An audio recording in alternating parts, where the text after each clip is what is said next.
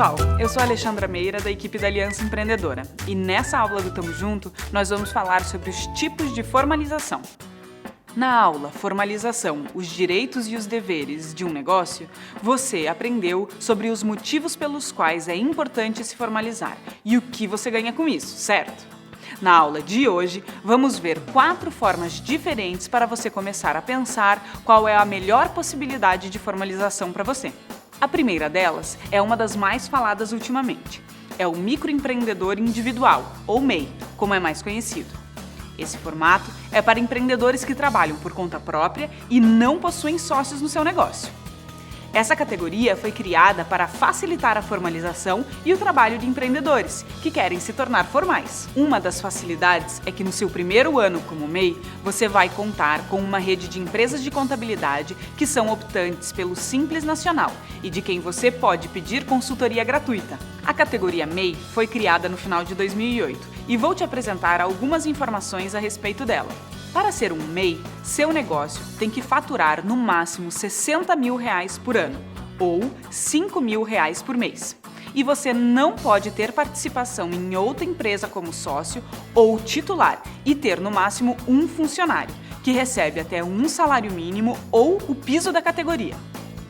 Como MEI, você pode ter o Cadastro Nacional de Pessoas Jurídicas, o CNPJ, e com ele você consegue tirar o alvará de funcionamento emitido pela prefeitura e fica tranquilo em caso de fiscalização. Além disso, o CNPJ facilita a abertura de conta bancária, dá acesso a crédito com juros mais baixos do que de pessoas físicas. Sendo MEI, também é possível emitir notas fiscais e vender para outras empresas e até para o governo. E aí você me pergunta, e como é que fica a tributação? O MEI é isento dos tributos federais, Imposto de Renda, PIS, COFINS, IPI e CSLL. Mas todos os meses você deve pagar a DAS, que é o Documento de Arrecadação do Simples Nacional. Dentro dele estão incluídas as contribuições que você deve fazer de INSS e de ICMS ou ISS. ICMS se você vende produtos e ISS se você é um prestador de serviços. Recolhendo o valor do INSS, você terá direito a benefícios como auxílio maternidade, auxílio doença e aposentadoria, por exemplo. O pagamento do DAS deve ser feito até o dia 20 de cada mês em casas lotéricas ou na rede bancária. Você deve imprimir o seu boleto para pagamento direto do site Portal do Empreendedor. Vou falar um pouquinho sobre o site daqui a pouco. Antes disso, vou te contar que o MEI não precisa ter uma contabilidade.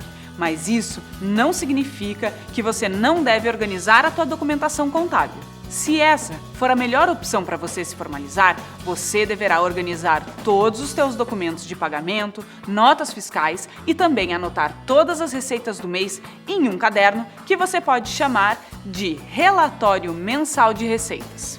Você pode aproveitar essas anotações e usar como seu controle financeiro do mês. Não esqueça que é importante você ter um local seguro para guardar todos os documentos. Uma vez por ano, o MEI deve declarar o valor do faturamento do ano anterior. A primeira declaração pode ser preenchida por você mesmo no Portal do Empreendedor e é gratuita. Lembra que eu falei que o microempreendedor individual pode ter um empregado? Então, esse empregado também pode ter acesso aos benefícios da Previdência Social.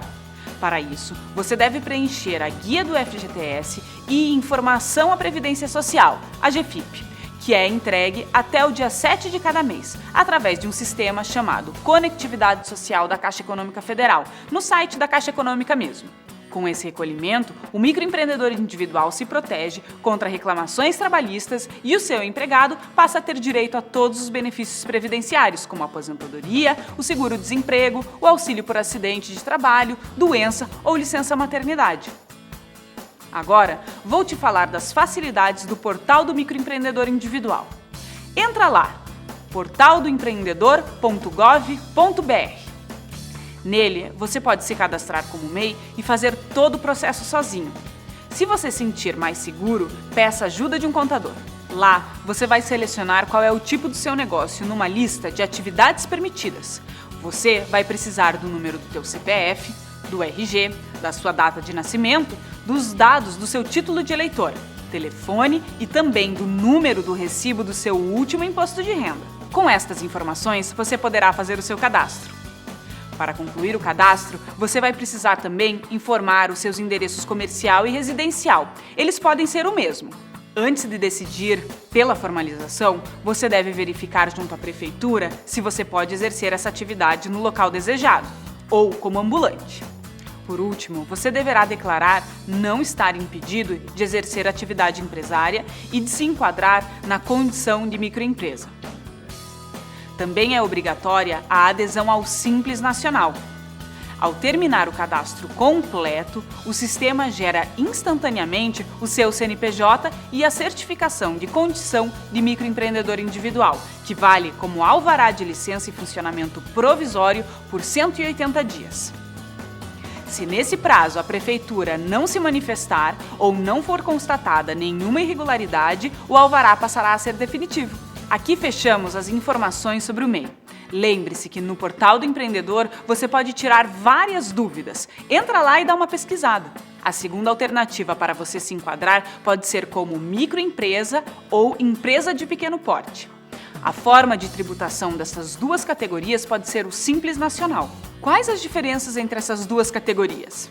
As diferenças estão no número de funcionários e no faturamento. No caso da microempresa, você pode ter até 19 funcionários, caso seja indústria ou construção, e até 9 funcionários, caso seja comércio e serviço.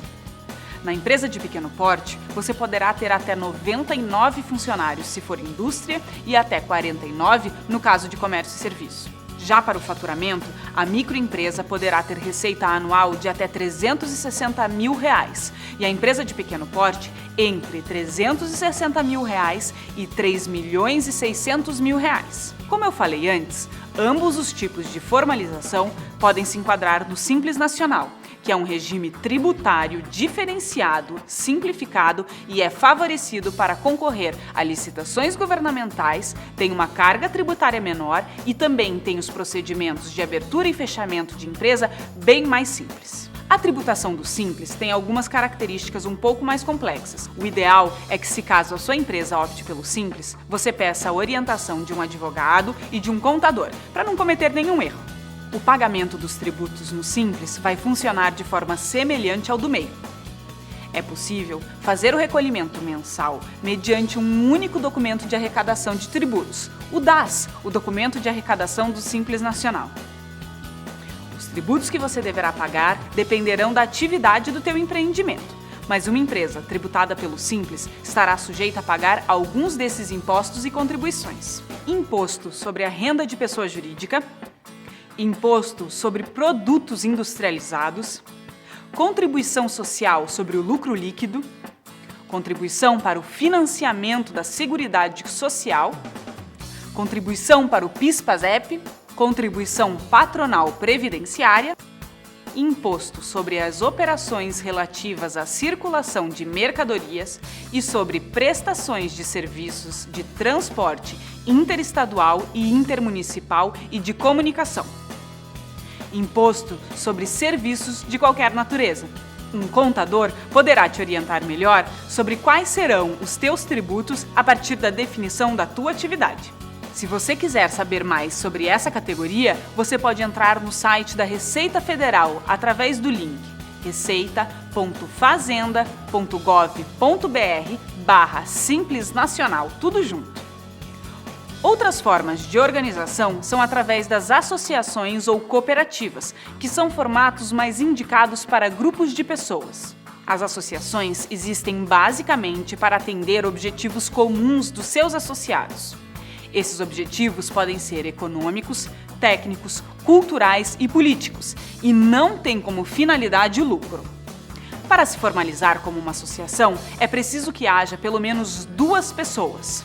Uma dúvida que normalmente aparece com relação às associações é quanto à remuneração dos seus dirigentes. Eles podem sim ser remunerados, porém, a associação vai perder alguns benefícios fiscais.